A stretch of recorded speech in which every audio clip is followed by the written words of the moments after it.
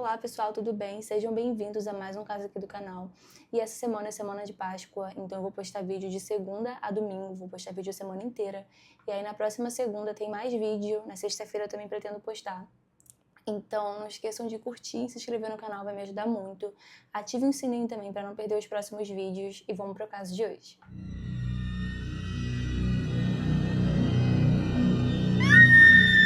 Blanche Monnier nasceu na França no dia 1 de março de 1849. Filha de Charles e Louise Monnier, na época considerados um casal modelo da cidade.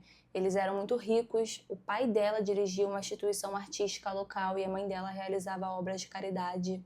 Além disso, ela tinha um irmão mais velho chamado Marcel, que era formado em Direito e trabalhava na comuna de Puget Teniers. Eu acho que é isso. A Blanche foi descrita como uma jovem de beleza impressionante e ela era muito tímida.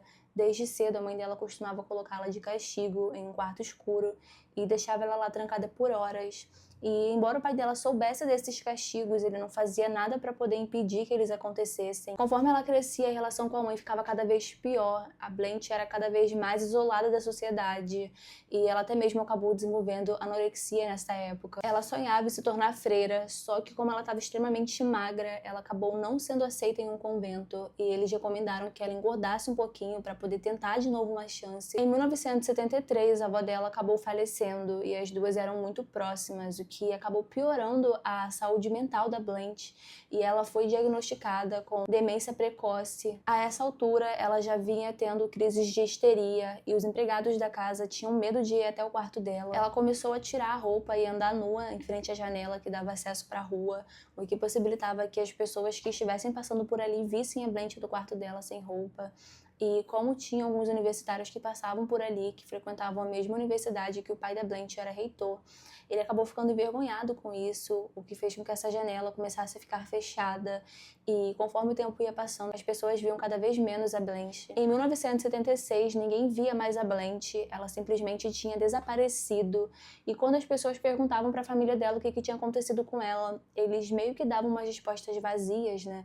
Então ninguém sabia explicar direito o que tinha acontecido com ela. O desaparecimento dela ficou conhecido como sequestro de Poyers, eu acho que é isso, que era o nome da mesma cidade que ela morava. E conforme o tempo ia passando, as pessoas perguntavam cada vez menos, até que o sumiço dela acabou caindo em esquecimento. Em 1872, o pai dela falece e isso agrava ainda mais a relação com a mãe, que a essa altura já havia se tornado uma mulher extremamente severa com ela.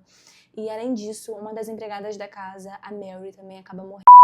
E ela era a pessoa que era responsável por cuidar da Blanche, ela era bem próxima a ela, então quando ela falece, a Blanche fica praticamente sem cuidado algum. Já haviam se passado 20 anos e a Blanche permanecia trancada em um quarto escuro, com o mínimo de comida, praticamente abandonada. Até que em 1901, o procurador-geral de Poitiers recebe uma carta anônima que dizia que tinha uma jovem presa em uma casa da região em condições desumanas. E nessa carta ele também falava o nome da Madame Monnier, a mãe da Blanche. Nessa carta, essa pessoa contava várias coisas horríveis que vinham acontecendo com a jovem. Então, imediatamente, esse procurador manda 3 policiais até a casa da mãe da Blanche e quando eles chegam lá, eles falam com a Louise, né, a mãe dela, falam também com os funcionários e com o Marcel e eles dizem que estava tudo bem. A mãe dela, inclusive, reforça que não tinha com o que se preocupar, não tinha nada de errado acontecendo na casa. Só que um dos policiais acabou ficando encucado, sabe? Ele acabou pedindo para entrar na casa para poder checar, para ter certeza se estava tudo bem.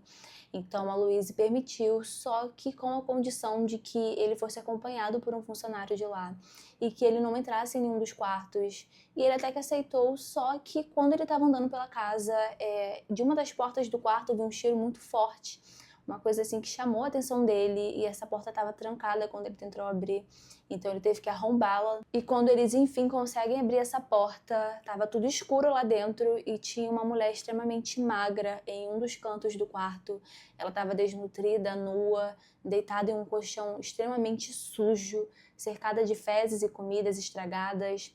Tinham insetos mortos e insetos andando pelo quarto também. Tinha uma crosta de sujeira ao redor do quarto. Então tudo o que estava descrito na carta se fez verdade. Essa mulher realmente estava vivendo em condições desumanas. E ela foi resgatada de lá pelos agentes Só que a essa altura a Blanche já tinha 52 anos de idade e ela pesava 25 quilos, o que era muito menos que a metade do que seria ideal para a idade dela, né? Ela foi levada ao hospital e uma das primeiras frases que ela disse foi: "Como é maravilhoso respirar puro novamente." Quando as investigações começaram, a polícia descobriu que tudo começou quando a Blanche se apaixonou por um advogado chamado Victor e que a família dela desaprovava a relação dos dois, o que fez com que a mãe dela insistisse para ela deixar de lado essa história de se casar com ele.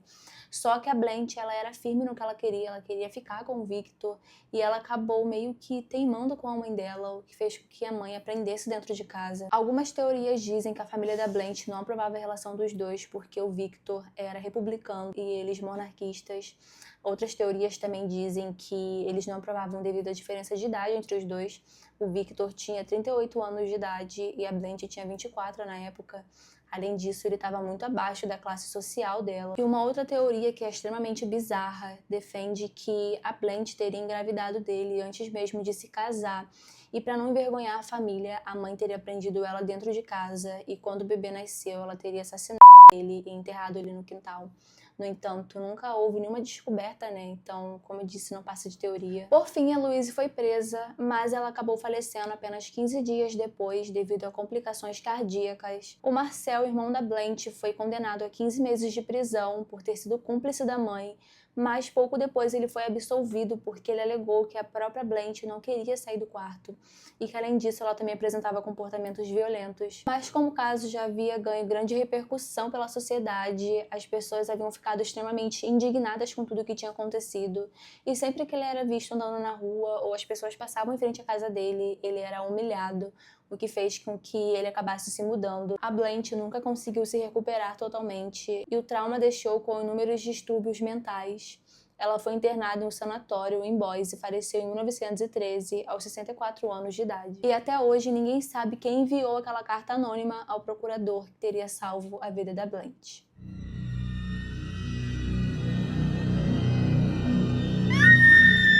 É isso, pessoal. O caso fica por aqui. Eu espero que vocês tenham gostado. Só lembrando que eu também tô no Spotify, então vão lá dar uma olhada também, vão lá seguir a conta, vai me ajudar muito.